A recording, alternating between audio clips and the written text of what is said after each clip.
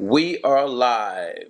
Greetings, everyone. Peace and blessings be unto you all. I am Minister Jamie Eatman, and I am on the rise. I'd like to thank you all for joining me. I, my brother Gregory is with me today as co-host, and I'm going to give him a few minutes to tell you all where he's been, what's going on. But before that, let us enter into prayer. Most Holy Father, Lord, we thank you. Father, we just thank you for this opportunity to have another program. I thank you for my brother who is with us today. I pray that you open eyes, ears, minds, and hearts. And that which we are speaking on today, as we speak upon it, though it's a past event, let us learn from it. Let us gather wisdom, knowledge, understanding, and revelations that we might carry it into the work that we are about to do in the future. I pray that you will give us more wisdom, knowledge, and understanding and revelation as it appears and pertains to what you're doing, that we might better accomplish the role that is incumbent upon us. These blessings I most humbly ask in the spirit of Christ. We give you honor and glory in all things. Amen. All Amen. right, Brother Gregory, I know you've had some great accomplishments. I remember you last time we talked, you were in the middle of something. So I'm going to just start off giving you a moment to kind of catch us up, and we'll go on from there. All right.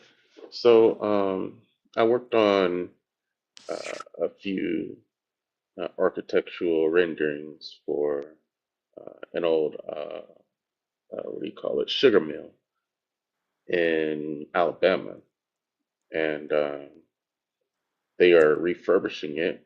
And my uncle, he was the architect uh, for getting that, up to code and all the good things they're changing with that. They're turning into condos, like how they did the cotton mill here in Atlanta.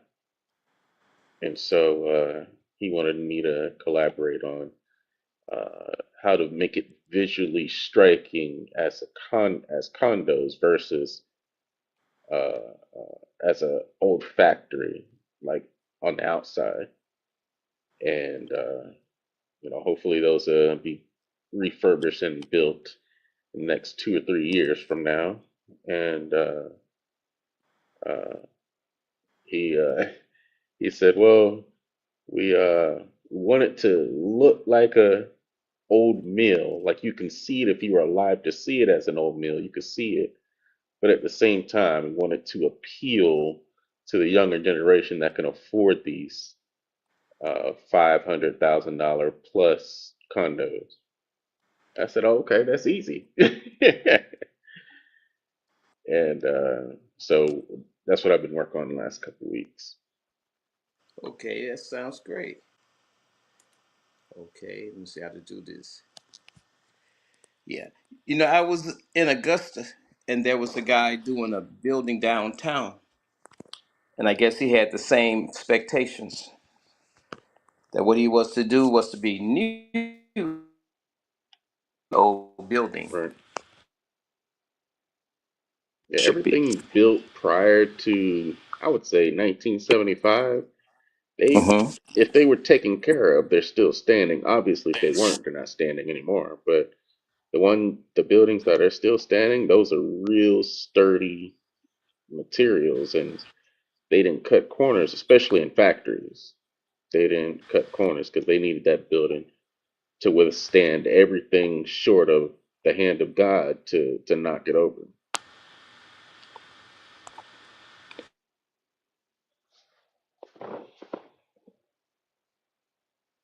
So, oh, can't hear you. I'm mute. To me. How about now? There you go. At least I know which one of me I can get rid of. All right, there we go. There we go. There we go. I always tell my wife, train the way you fight. You never know what's going to come up. And All just right. had something to occur there, but we good now. All I right. want to welcome Apostle Crystal Harris. Welcome, welcome, welcome. Peace and blessings be unto you. Thank you for joining us. All right, Brother Gregory.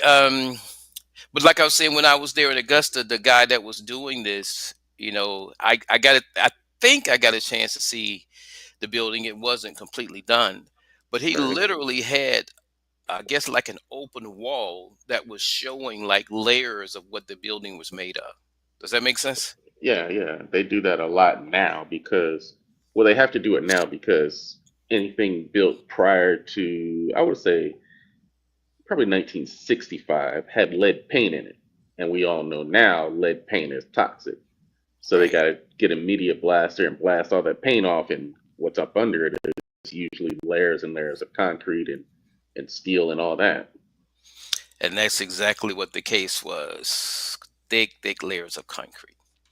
All right, sir. Well, welcome back. And we're going to go ahead and get started with the program. Our program today is part six of Eyes on the Prize. And you know those letters there that looks like letter soup, but it actually isn't. It's abbreviation for After Action Review, Black Lives Matter. So what do you think of an after action view on Black Lives Matter? Did you ever hear one before now? Just curious. Yes, I have. I mean, for Black Lives Matter, how did it go? What did they say? So basically, um, I have my own insecurities when it comes to people asking for money. That's my personal preference. Okay, However, um, I do understand what it was about. It was trying uh, to have the injustice things that were happening to Black people, shed some light onto it. And okay, so, we need to have these people, you know, be be accountable for their actions.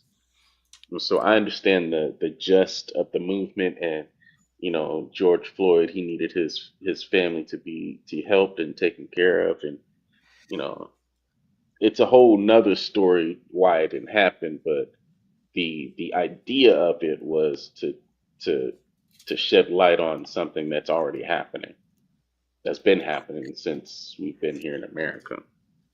right, okay.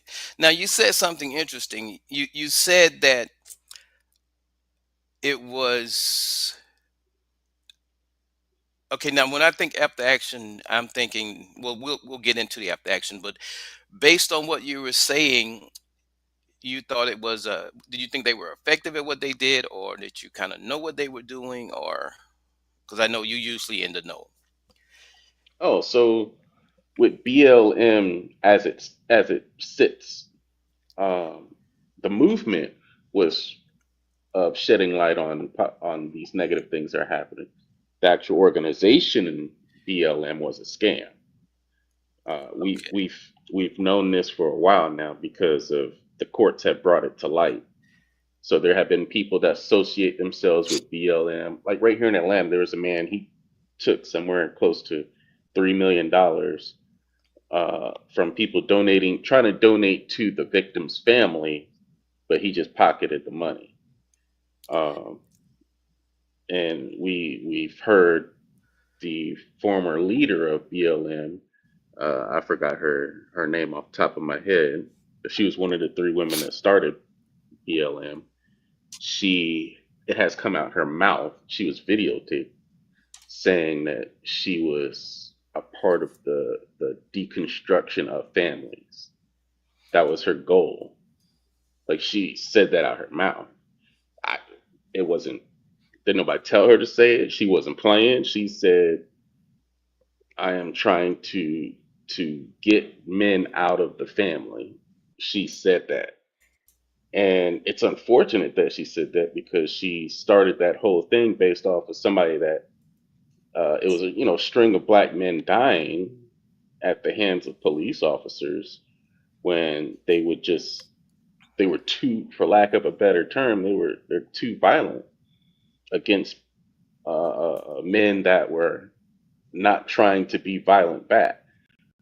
They were, had their hands up and they were still getting shot or getting choked out or something of that nature. And, us Black people, we knew that it was already happening to us. The first sign that police were doing, like the first time America saw police were doing this to Black people was Rodney King. And that's when videotapes were in their infancies. Um, but that was the first time other people outside of Black people saw it. okay, But it's been happening since then. okay. You know, I when we speak of media, there's a misconception of what media records versus what media displays. There are probably people today that have videos from years back that never made it to the medium because maybe the people that decided what went on aired or didn't air it. So what Mm-hmm. I'm getting at is it wasn't that this wasn't seen. As a matter of fact, some people probably might be sitting at home and discussing some things, playing some videos, educating little groups and so forth with the Mm-hmm. things of that nature, police brutality and all of that. And I'm glad you said that because that does sort of shed some light on some of the things that Black Lives Matter movement did help with. But as I went through this after action review that we're about to go through, I wasn't surprised. And I must add, first of all, that it was AI assisted. AI Okay. assisted meaning that I didn't have to do all the research. You know, just ask AI a question and AI prompts back. But Mm-hmm. the things that it shared, it wasn't a surprise to me.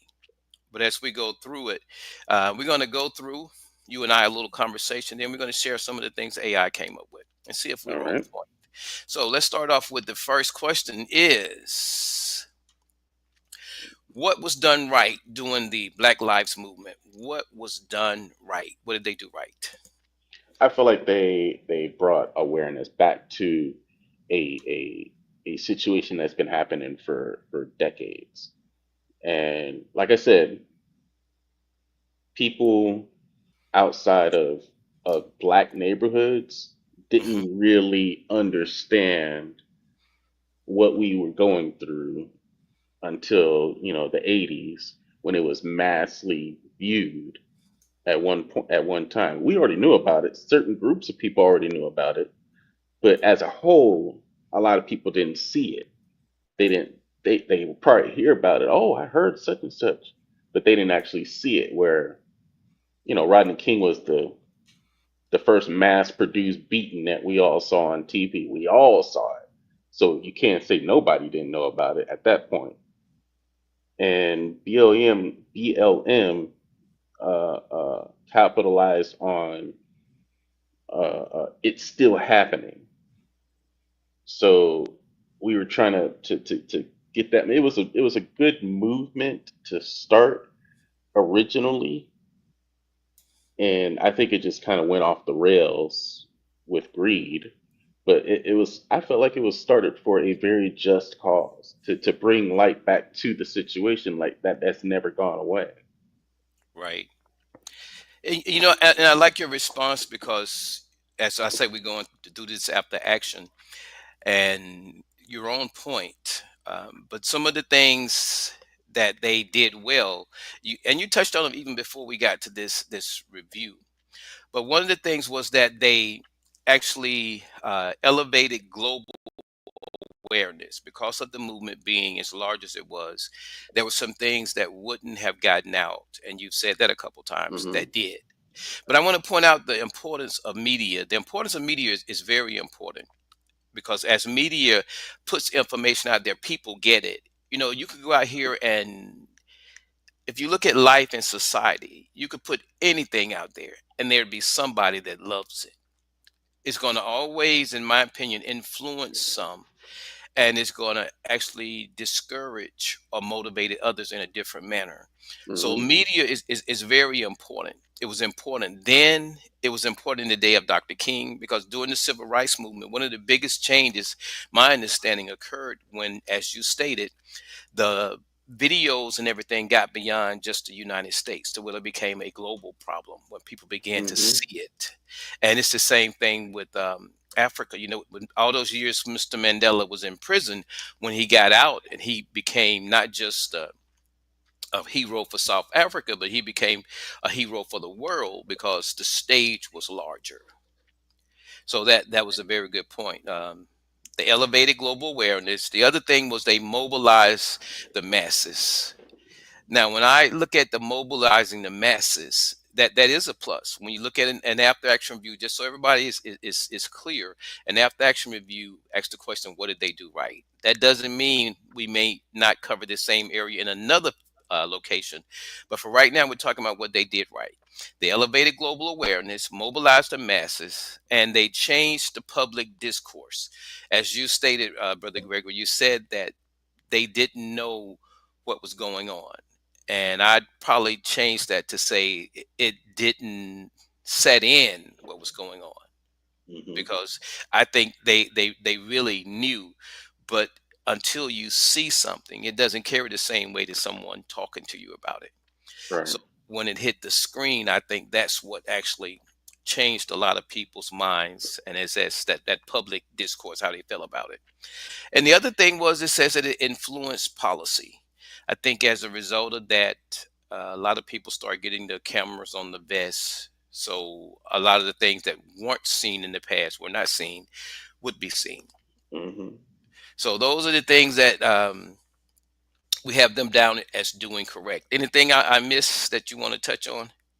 Now you hit the nail right on the head. It forced police officers to do everything by the book because they knew that a camera is going to be on them, whether it's their own camera or somebody else's camera.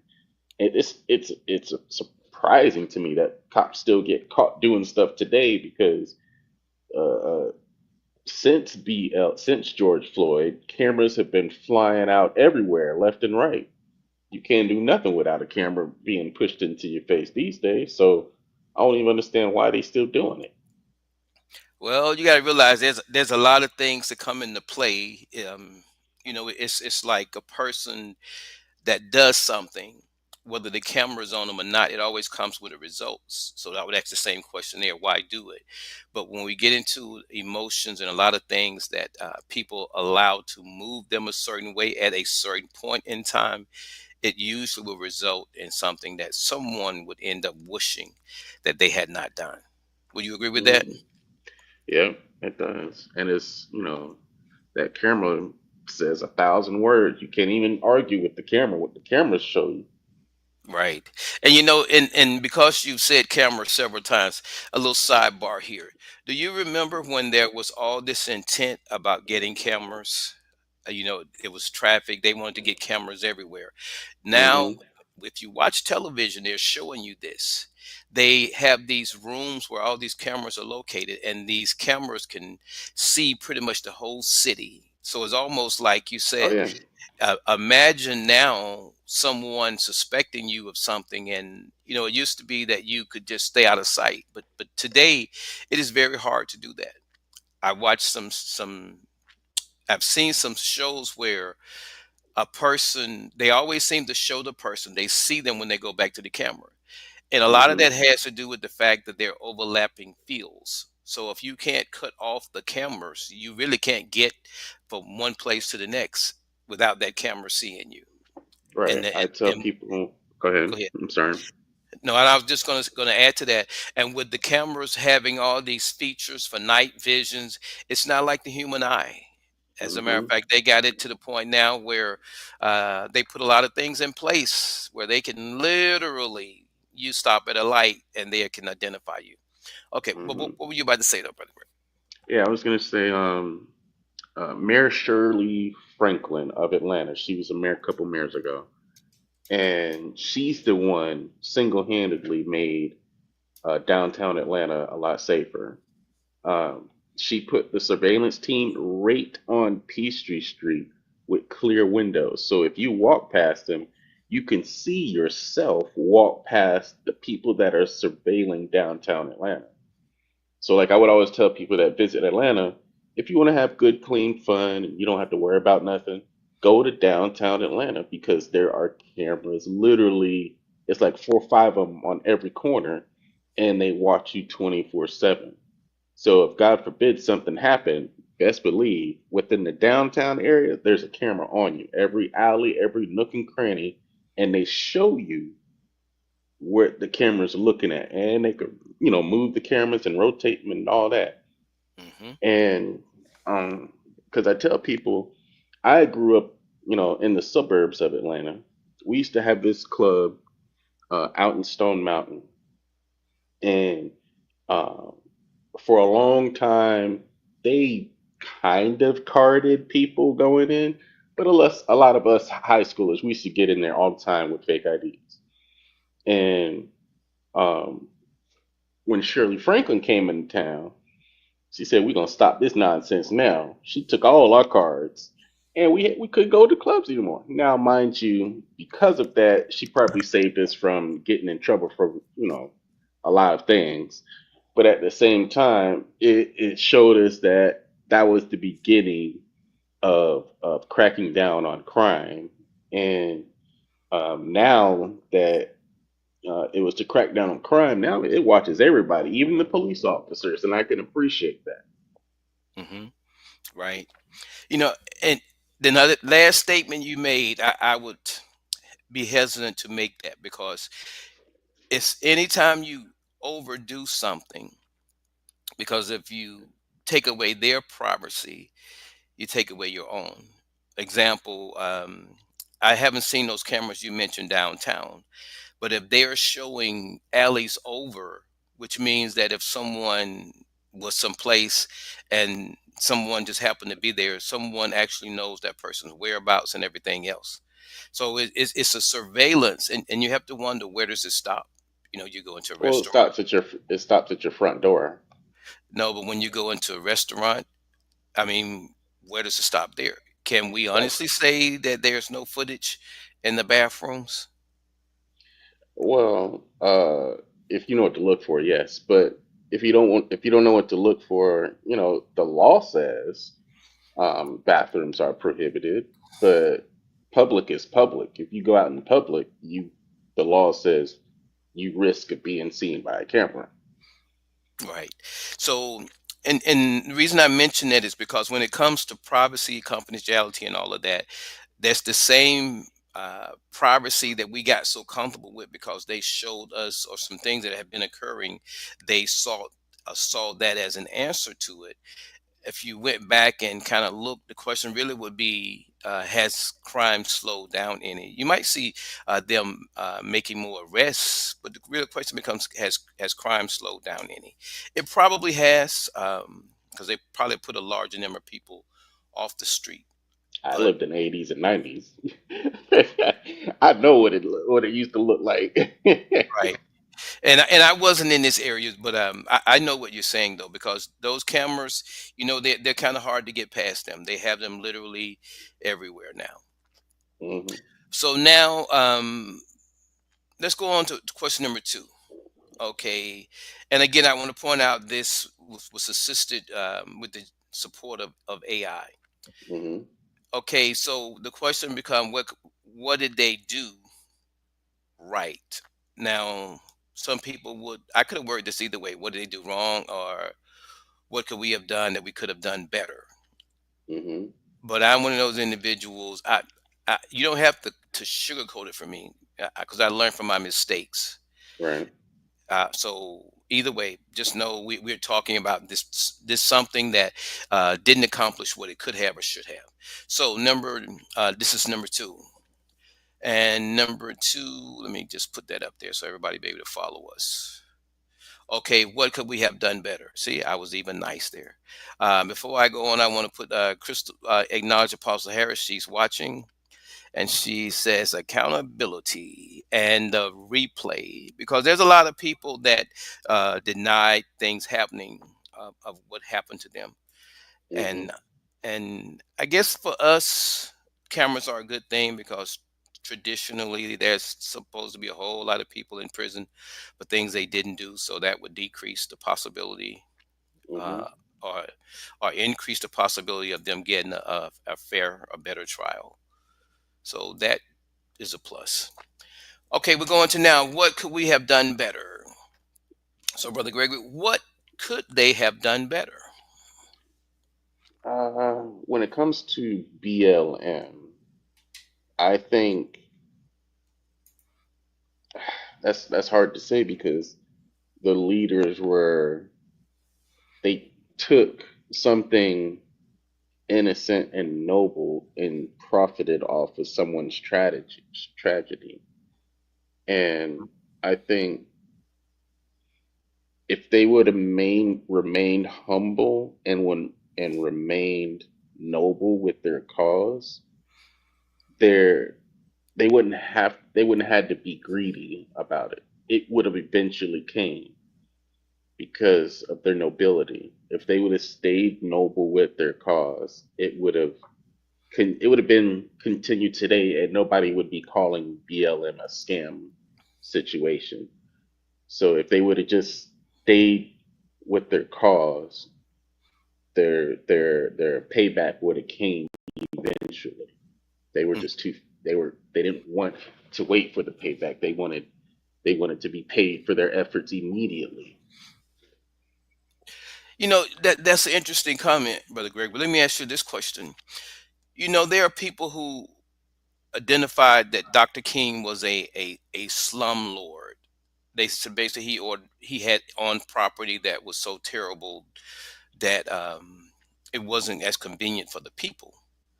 But at the same time, when we look around the cities where houses are being closed and maybe abandoned, and we look at the number of homeless people, we Hmm. say those same homeless people could be occupying some of those houses. So, and what I'm getting at is, let's just say with Dr. King and all that he did, I couldn't really see him buying property as a man so concerned with money and wealth and longevity of life that he compromised who he was. I think sometimes, regardless of what a person does, the people looking on, they actually have a say so. And unfortunately, sometimes they have the last say so in describing what they think of your actions and your efforts. So when we look at Black Lives Matter, I think, like you said, there were some things there that they could have done correctly. But my thought is something you used the word they had an opportunity. We were talking on Rise to Prosperity about opportunities and occasions. An Hmm. occasion occurred when the thing that happened with Floyd, which opened the door for both an occasion and an opportunity for someone to rise forward. Now, that wasn't something that they planned to have happen. And we don't even know who they were or what their goals were before that. But when they came on the scene trying to do what they were doing, the name that was out there was Black Lives Matter. So regardless of where this organization was, what their intent was, this movement per se went down in history as what? The Black That's Lives Matter movement. right. So here we are now, and we're doing a overview of that, and we're going to learn some things that's very important because a friend of mine and I did a special on Wednesday that dealt with the No Hands 2025, kind of the movement that happened April 5th, and we Hmm. didn't get into this type of review. I would have loved to have, but this opens the door to something that's very important because when you look at the things that take place, why does Black Lives Matter? If you remember doing Black history, we didn't look at Black Lives Matter. We look at the Black Panther movement. Hmm. So as we go through this, I want you to think: is there anything here that we're talking about now that the Black Lives movement had better or worse? I mean, the Black Panthers had better or worse. But one of the things, before I give you the my input here, were you done with yours as far as what they could have done better? Yeah, yeah. They just they tried to capitalize monetarily off of someone's tragedy, and they could not wait to be compensated for their ability to associate black people into a movement. Okay. They wanted their compensation now, and they got greedy. Right. You said something interesting there. So you saying that you thought they wanted the money for mobilizing black people into a movement? No, Is no, that what you? no. They mobilized black people into a movement. They did do that, Right. but their compensation for doing that, instead of being noble about it and say, I just need a roof over my head, they would know we want our millions. So they started taking from what people were giving to them. People were Okay. giving to them to help people that were victims of this situation, and they Right. took from it instead of just giving the money to the people that need it. Okay. One of the biggest thing, Brother Gregory, isn't just a matter of intake, it's distribution.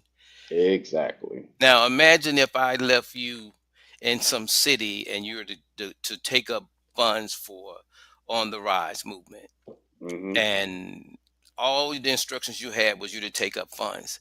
So when Apostle Harris comes to you from Augusta and says, "We're short funds here. Give us so much money," would you give it to him? Yes, that Why? would be the purpose of the funds. Okay, The but that purpose of the Yeah, the that purpose of the funds for BLM was to help the families of the victims. okay, but see, I didn't say the families. She's a part of the Right? movement. When you look at the movement wasn't really about the family. Really? Really, you had a catalyst that catalyzed a movement. Do you get what I'm saying? There was a catalyst No, that I understand. catalyzed a movement. Right, I understand the movement, but the money that was involved was to help the families. Well, see, I don't know the details of that money, but you're bringing my point home. When it comes down to money, you have to be Hmm. very careful. For example, if Apostle Harris came and told you that, she could very well be lying. She could very Right. well want that money for herself. Yeah, So if but you that's didn't not for have me to any, judge.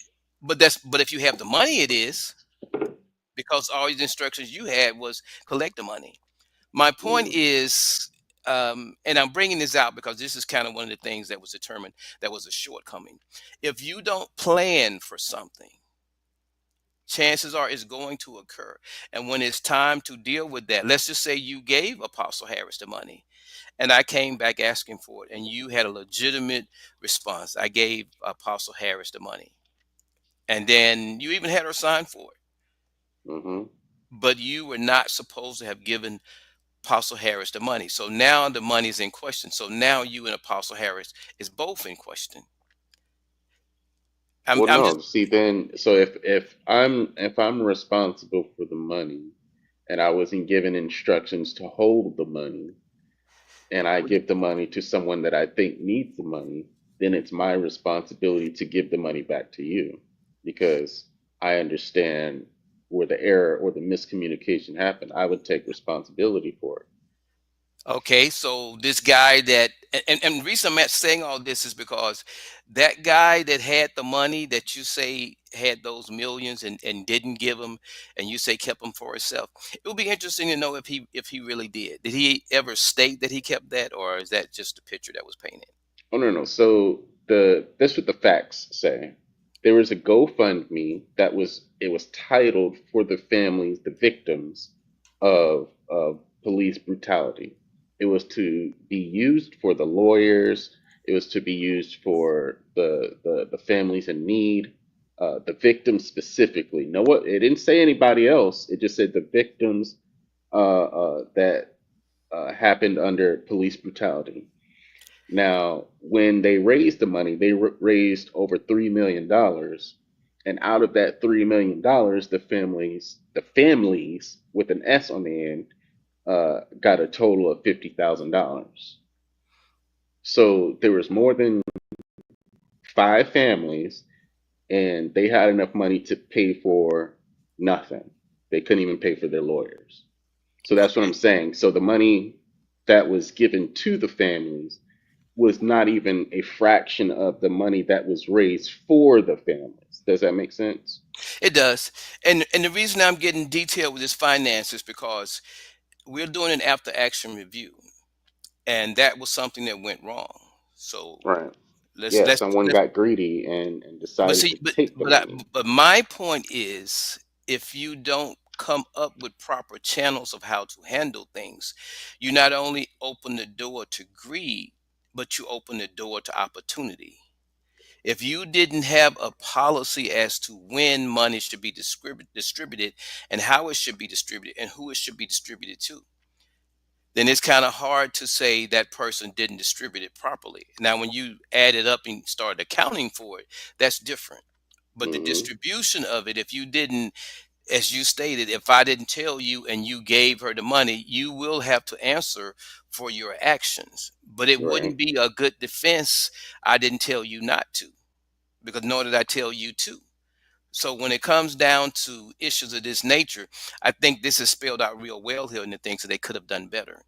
There Right. was a lack of a unified strategy and leadership clarity, which Mm-hmm. means that a lot of things are going on all over the places. You know, in some places you got things going on, and in others they're talking about the possibility of riots and all that. But all these things are supposed to be happening under the same organization. So when it says lack of unified strategy, if it was the same organization, they had the same strategy, they should be doing pretty much the same thing in all Right. these locations. So that was one of the problems. Another Mm-hmm. problem was that they had a short term mobilization and they did not have long term organizing. In other words, if something was going on, they could ask people to be someplace, but when they got there, the question of where they was going from there or their next move became an issue because there was no mobilization plan in place. And Right. the other thing, there was an over reliance on symbolism over substance. So, in other Correct. words, all of our emotions are out here. And if you remember, as you said about the families, and a lot of the cries was, what's their name? They're going around calling the people's names, stirring up all these emotions and everything else. So when you look at that portion there, and the symbolism of what it stands for, Black Lives Matters versus some substance, what did they do in a sense to show that Black Lives mattered, that they were going to prevent that something similar occurring as they move Right. forward? The other Exactly. thing was that there was an inadequate economic strategy, which is exactly what you were just talking about. Right. Because they didn't have a strategy, it was open to people making decisions, utilizing things as they saw fit. There's a parable in the Bible about taking money to the marketplace, but that was the Mm-hmm. money that was given to the individual. Now, if you can imagine a person who was given that money, and they weren't given the instructions, but they were responsible for it. They could have Right. done anything with it if it was just, something given to them. But this isn't their money. This isn't even the money of the organization. This is something that came into them. And normally, Brother Gregor, where money like that comes in and gets distributed, there's normally some people that have agreed upon some things. Right. The instructions were in the title. These monies are for the victims of the families, and they had a description of what the money would be used for. Hmm. So they lied about what the money was being used for. So it wasn't like someone didn't tell them what to do. They told Hmm. us what they were going to do with the money, but they lied about what they were doing with the money. So Okay. that's like me telling you to, I'm giving you money to go buy a car, and you take the money and go gamble with it. Hmm. I told you what to do with the money, and you didn't do what you were supposed to do with the money. See what I'm saying? Right. So So when it's like, people are donating to the cause, they're donating to the victims of police brutality. That's what they, in their head, they were saying, I'm donating to this cause because they say on their website that they're giving this money to the families. They didn't give the money to the families, and that's why a few of them went to jail, and a couple of them have lawsuits against them. right now, you did say families, attorneys, and there probably was some other things that the money could have been used for as well. But nevertheless, they didn't have a clear cut strategy, because if they did, they automatically know who and where the Oh no, buck's stopped. they had a strategy. It just wasn't benefiting any of those families. No, no, no. If the paper, I mean, if the money should have benefited those families, and I'm treasurer, and the money comes in to me. If the money doesn't show up anywhere else, then you know I had it. Hmm. So that's what I'm saying. So somewhere in there, from the time the receipt of the money and where it goes, if it had been clearly outlined, it probably would have been hard for it not to get where it should have gone. I don't know I appreciate I whole details appreciate of it. you trying to defend them, but they were scam artists. But no, but see, this is the problem, Brother Greg. We're doing an after action review, and it isn't something to look at from a perspective of an individual. That's a systemic problem. If they had actually had things in place, they probably wouldn't have been giving it to individuals. It would have went into accounts, and someone would have been writing checks. If actually in certain businesses, when money comes in, let's just say the treasury gets it. No, the secretary treasurer gets it, secretary reports on it, and a check is signed by two people for it to go out. There's some measures that I'm saying strategy. It says inadequate economic strategy. So we could learn from that, regardless of how or what their intents were. Isn't really important. But as Hmm. far as the organization went, they failed at the economic strategy piece. So I'm not trying to uh, cover any of them. I'm just trying to point out what needed to be in place, because if we get ready to do this again, we got to fix those things that are broken, right? Right. So that's the perspective that I'm looking at it from. Anything else on this one before we go on to the next piece? No, that's it. Oh, Okay, she's so in jail. who? The BLM coordinator. She's sentenced to 42 months in prison. 42 months. You know, it's amazing they could say 42 months and not less than 2 years, huh? I I mean, don't not know less why than they do four it that years way. or whatever. You're I right, know, but I don't know why they do that. I know why they do it that way. Because if when you want something to sound worse or better, it's like this costs $2.99. We've been taught that in marketing, right? You don't Right. say $3. Somehow that sounds better. So maybe that isn't very much of a sentence based on the money that you're saying. And I don't know how it compares, but in any case, I'm not in the court system, and that ain't a part of our review. So let's go ahead, brother. Right. So let's talk about the fact we've talked about what was done right, what was done wrong. So now let's talk about how could they have fixed this. And when we look at this, how could they have fixed this? What makes this how could they have fixed it important is because there are going to be movements that come behind this Black Lives Movement. And some of them Hmm. are going to be in response to emotional things the same way as this Black Lives Movement was. As a matter of fact, we literally see that now. But let us finish our after action review and then we can talk about that. Right. So when we talk about how to fix it, what would you see as fixing those?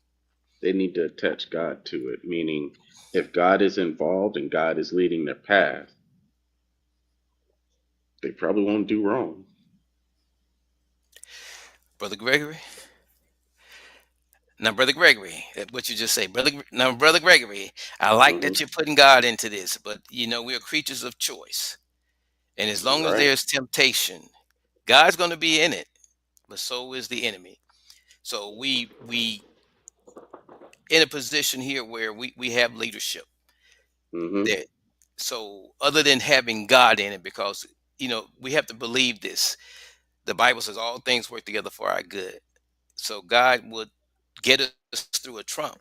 God would get us through a Harris. God got us through an Obama. God got us through a Clinton. God gonna always get us through.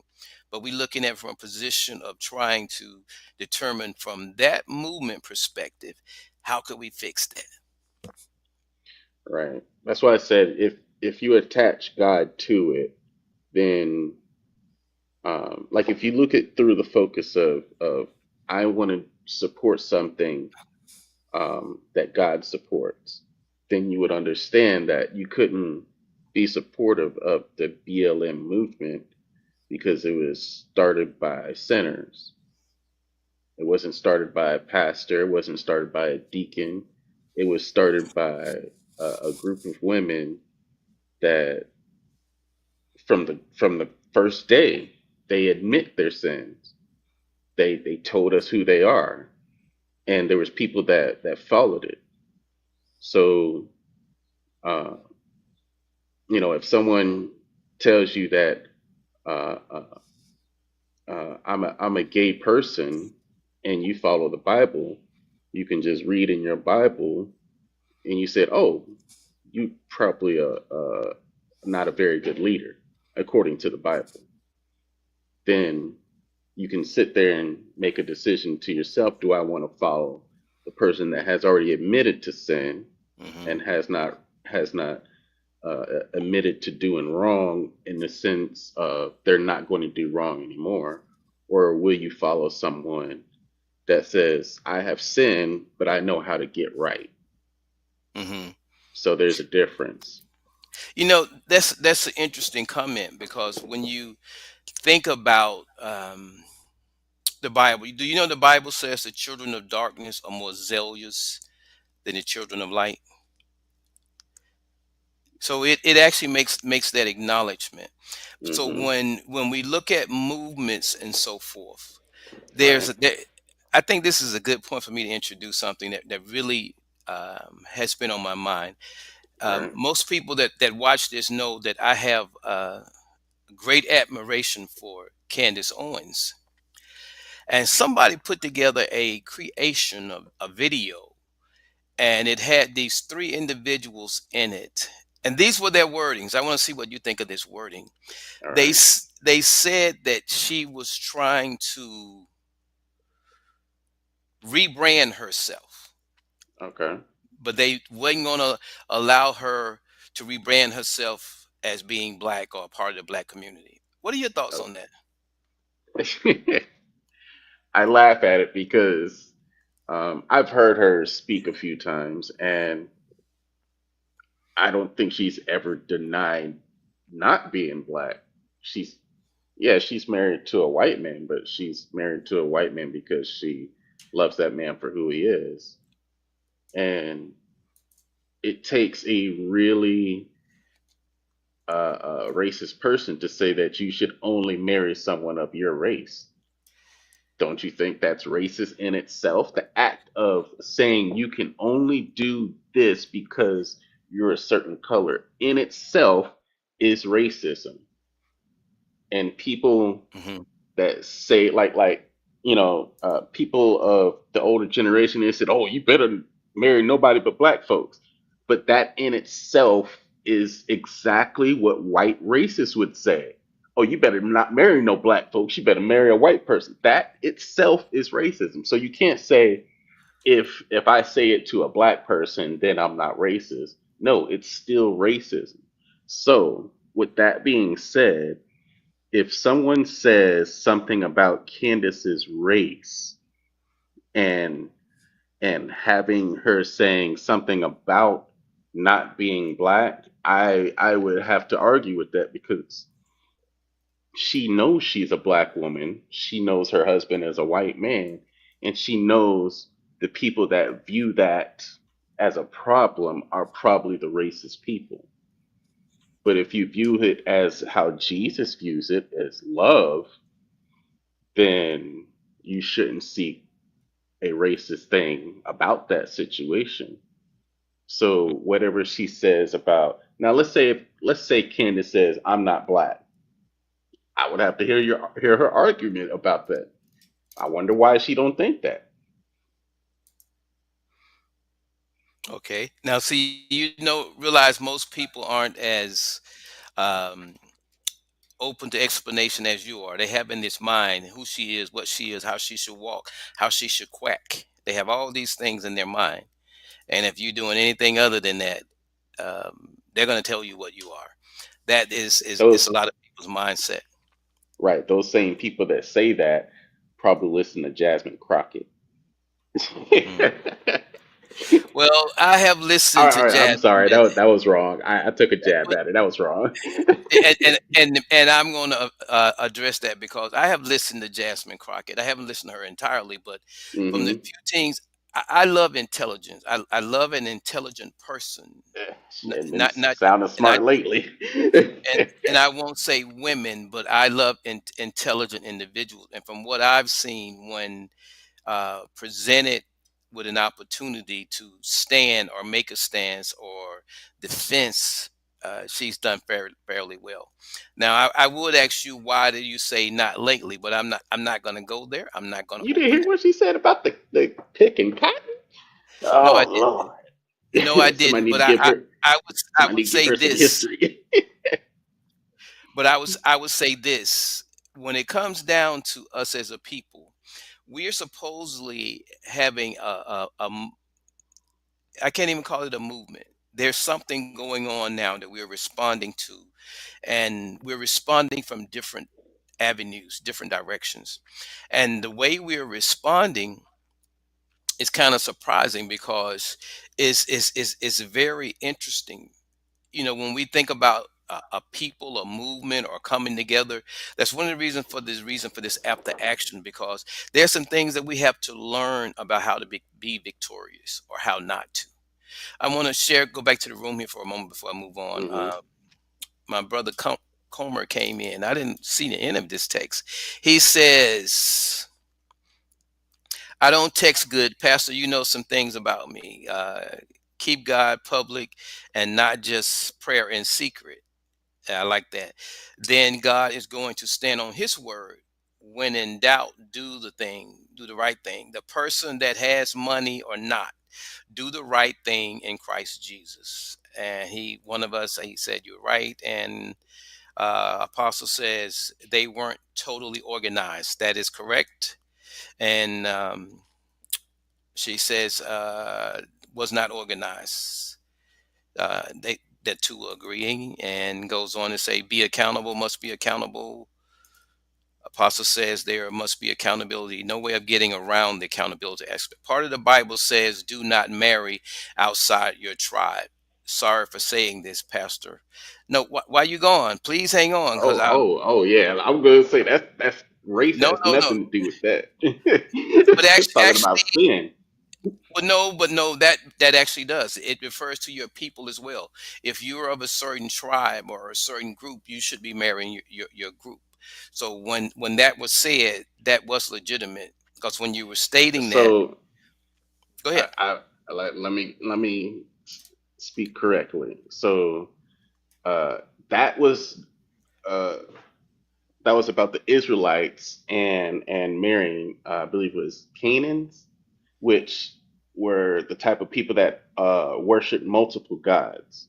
So in that case, they were talking about if you worship the true God and you marry someone that marries multiple gods, it ain't gonna work out. That wasn't talking about specifically dark skin and white skin. That was talking about don't marry somebody that worships more than one god or worships a different religion than you. That's what it was talking about. I know that for a fact. It was talking Oh, about the Israelites marrying someone that did not have the same religion as them. okay. So you that's your interpretation of that. Um, and you might very well be correct, but at the same time, someone who wanted to use that a little bit differently could use it differently. But the thing we do know, a person, it says they people got together and and even the animals after their own kind, after their own kind, after their own kind. So when you look at that, there's some difference that people are discovering now. But that isn't Hmm. a part of our program today. There's probably a lot of people that want to get in here and make that clarity or that distinction. But for any case, that slipped my mind. I'm glad my brother brought it back up, because it does say that. When we make statements like the one you made, it's okay, because as you said, that's the way you see it, and Hmm. we do want to acknowledge, that the Bible says that. It's not expected to change your view, but just so the people listening know we are aware of what's in the Bible. And if they ever Hmm. got you on a one-on-one, I'm sure you'd be glad to explain why you take that position. All right. And Brother Comer says, how about Solomon? Brother Comer, see, that's why you should be on the show. That question isn't a clear one, but you can leave some more with us there in the room, and we'll go on from there. But when I, but this is what I wanted to really bring home. We Hmm. as a people really need to get it together, because here's my point. And obviously, you sound like you're a fan of Candace as well. That's what they would say, because you didn't talk about her. You didn't. They went so far as to call her. Oh, as a matter of fact, I have this video. No sense in me saying it, because I don't want to misquote them. And they wanted to. They did this, so they deserve to have it seen and be criticized for it. So I'm going to help them out a little bit. So here we go. Owens is very intelligent, right? But she's a super coon. Candace Owens, that rotten bitch. We have folks like Candace Owens, who has a white significant other, many of them, and her views against black people are that of a white supremacist. If Candace Owens doesn't look into the mirror, I don't think she would know what color she was. And I just want to talk about Black America, but certainly I was nodding my head no matter what Charlie Kirk said, because I was just grateful to have a platform to talk about the things that were important to me. It only takes a little bit of white brainwash to activate the coon chip in the average Negro. She's so articulate, she can tell you how fucking stupid she is precisely. If a black person does something wrong, I immediately call it out. But when it comes to the Jewish community, it's very odd to watch the indefensible get defended, right? White people don't like black people who tend to forget you're not one of them. I am Team God. Cooning for the conservative white power base. Now, when you watch that, I think the end of it, whoever did that, I guess they thought they was downing Candace Owens, but the last two statements were most powerful. I am for God. So in other words, she didn't say black. She didn't say Trump. She didn't say anything. She said, I am for God. And the person came behind her said, cooning for white people. So the cooning word, I'm not even going to go and look up, but what I will say is this: we want to be careful, because if I were to look at that, that looked like what the white people did in the days when there was a black person that didn't, uh, kind of go along and wasn't who they wanted them to be. They lynched them. So while they're using the term cooning as they are doing to Candace, I would point out to them that you all are lynching, not so much that they put a noose around her neck, but that's what Willie Lynch taught, to bring about the separation, to bring about the division. So as they are so busy talking about her cooning because of what she has or hasn't done, they probably hadn't even taken the time to listen to her. And in Exactly. They're all playing right fairness, into the role right. of what they want. Right. And that's what Willie Lynch said. You come up with all these little differences, and you can get them. The one that's on the house, the one that's in the fields, the one that does this, the one that does that. And I hate when people do stuff like that. And in all fairness to the guys in that video, they weren't in one place making that statement. These were Nope. things that they had all said at one time in the past. But that is what media will do. You have to be mindful. If you ain't behind it tomorrow, don't say it today. If you're uncertain, be slow to speak and quick to listen. That is Now, so very now, important. now you remember what I said before that video? I said if What's she spoke against her blackness, I would like to hear what she had to say. And I didn't right, hear her say nothing about blackness. right. And It was a whole bunch of black men attacking a black woman. That's what I saw. yep. And that's it. And I saw one female that had something to say, but she, and what she was saying, did ask them, show me what she said, show me what she said. See, she was using wisdom. She was emotional, but she was saying, show me what she said, show me what she said. I want to go here. The apostle said, that's in the Bible. It's not about Yep. black and white. It was about believers and unbelievers. There you go. Okay. Thank you, Miss Harris.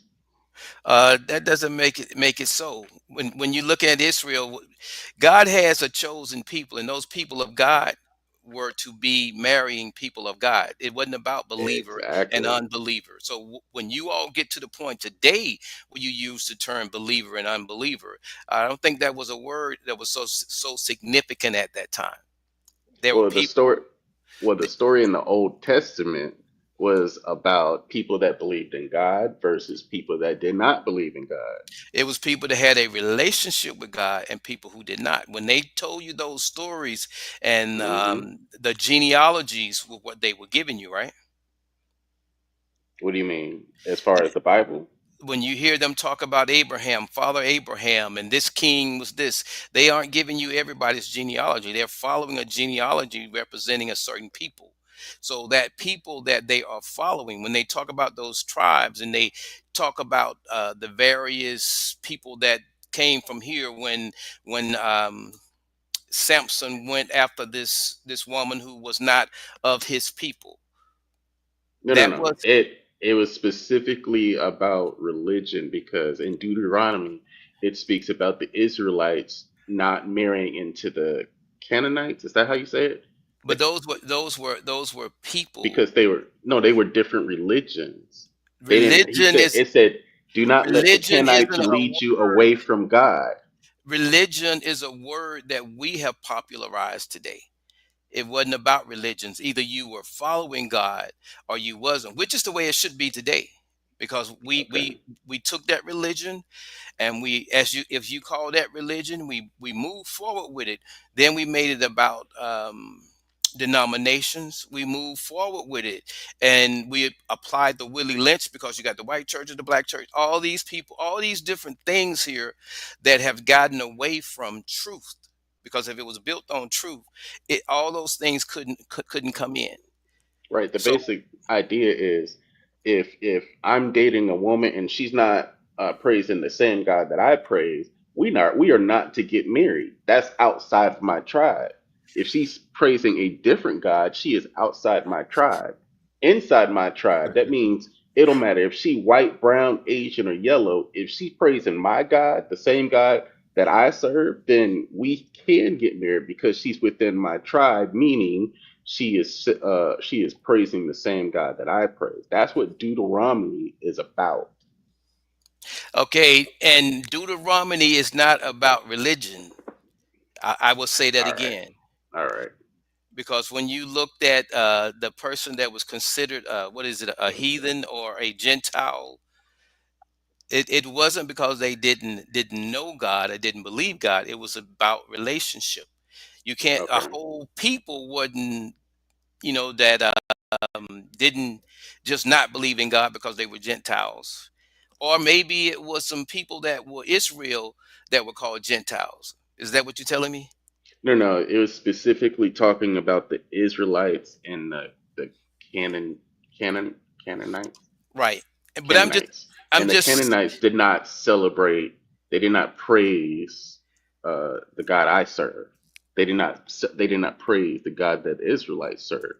So that's why he was saying, don't marry the Canaanites. They don't praise the same God. okay. Well, anyway, that's one of those things for the theologians and the historians. I don't get into that, but I get into even today. It's about truth. God is looking Right. for people that worship Him in spirit and in truth. So that eliminates all of that religious discussion. And the thing is, for us, whatever we do, we need to remember that we will be judged by that which God has given us, and that the Word is good for reproof, correction, instructions, teaching, and exhortation, and some other things as well. Just depends on what we can do with it when He gives it to us. Mm-hmm. Okay, so we're at the hour mark here, and we're gonna stop here as far as our review goes. Is there anything else you want to add? Oh, and the thing with Candace Owens and the individuals that were addressing her, I just want to say this: I'm not saying the things I'm saying because of Candace Owens. I wouldn't even say anything about Candace Owens had I not heard Candace Owens speak. And have the Mm-hmm. things I've heard them say that was bad about Candace Owens, it actually was, when I went back and listening to it, it was a truth that we aren't ready or willing to embrace concerning us as a people. If you think I'm gonna polish, and I'll put it this way, if you think I'm gonna polish your shit, I'm not gonna do it. Because even polished shit smells, and we need to call shit shit and get our shit together. So I just put it like that so we can really relate to it. If it's not productive, we can't call it productive. If it doesn't lead to something that's making a difference, we need to say that. Some of the things that we are doing in attacking our own, if they're wrong, by all means, don't attack, correct. There's a difference. Right. And when we correct someone, we might stand a chance of winning them. But to get to the point to think you own a door for any community, particularly the black community, because as long as I'm a black man, I'm going to be standing for right and justice. I'm not as soft Mm-hmm. spoken as many. Do stand for what I stand for. I have an ear to hear, and I will acknowledge truth. I'm not so calm when it comes to religion, but truth, that's the thing I submit to.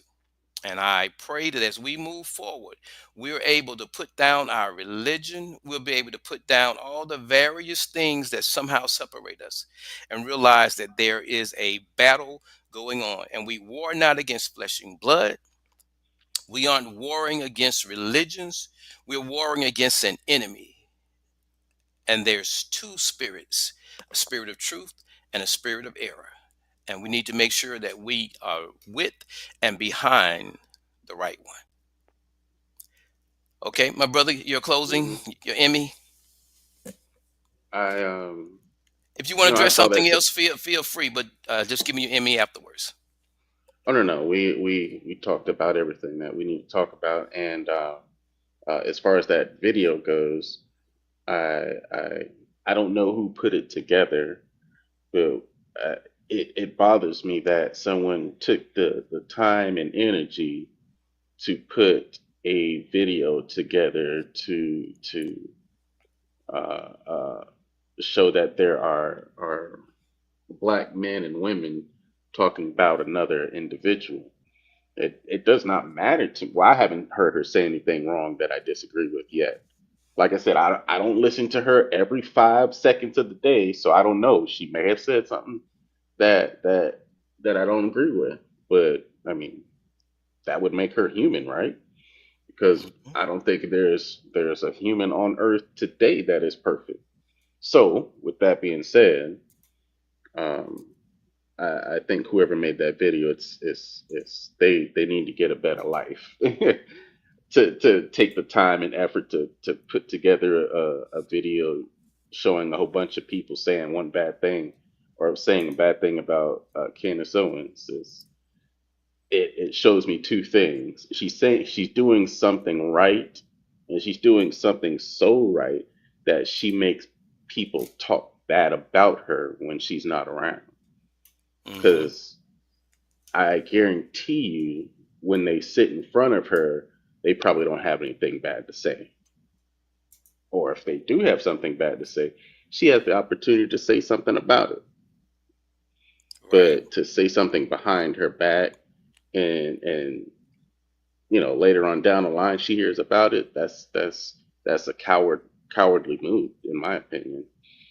But like I said before the video, and I say it again after, I show me something that she said something bad about the black community. I haven't heard anything yet. Mhm. Right. And you all have heard this hour as we've gone through the after action review, and we've talked about a couple things. And Candace Owens is no different than the rest of us. There's going to be someone who likes what you say. There's going to be some who love what you say. There's going to be some who going to love the ground you walk on, and there's going to be some who can't stand you. But with Hmm. all the possibilities of how people might receive you or perceive you, why not be comfortable knowing that you presented the best you could present? And in a world of emotions, in a world of varying opinions, the only thing that's consistent and constant is truth. And there will be those individuals you will encounter that will ask you, what is truth? And then you will have an opportunity to give them your truth. And I pray to God that if your truth is wrong, they will give you the truth, because truth doesn't sway. It's that one thing that when all is said and done, it's the one thing that's going to stand. I'd like to thank you all for joining us. Brother Gregory, it's good to have you back. Must say I missed you. All So right, it's as good to hear. Like, great for having me. thank you. Um, Want to invite you all out Wednesday. And if you join us for Wednesday, we'll be having a program which we always do on Wednesdays, and that program is Greetings, peace and blessings. You're invited to Rise to Prosperity, Wednesday evenings at 8 p.m. I, Lady Antoinette, and my co-host, Minister Jamie Eatman, would love for you to join us, our panelists, and our conversation room guests Wednesday evenings at 8 p.m. as we rise to prosperity. and today you have been listening to the OTR movement, and I invite you all back. This is no time to engage in the luxury of cooling off or to take the tranquilizing drug of gradualism. And I, for one, will join in with anyone, don't care what color you are, as long as you want to change this miserable condition that exists on this earth. Greetings, I am Jamie Eaton. Join me Fridays at 8 p.m. for On the Rise movement. There you have it, and you know where you're invited to now. And next week is going to be a little different. It's going to be an event, and we're going to utilize this hour, this time for it. So it will be myself. I pray Brother Gregory is going to be with us. And if I can get the other members of the OTR community, Rise to Prosperity, to join us, we're going to do an event on Friday, and we're going to highlight some things as it pertains to what is going on with the OTR community. That's right. There is a community, OTR community, and not just the one here on Facebook. We're going to give you all an update of what OTR is really about. And so this movement should make a little more sense. Some of you all might get closer, and some of you all might back up even more. It really don't matter. We're just trying to get to the truth. And that's the thing we want to embrace. We want to educate, motivate, and inspire individuals to rise above life's situation and circumstances. In life, you're either part of the problem or part of the solution. I encourage you, whatever occasion is presented unto you, somebody has to rise to it. Why not you? When you rise to the occasion, you're better positioned to rise above life circumstances and situations. Keep rising higher and higher and higher.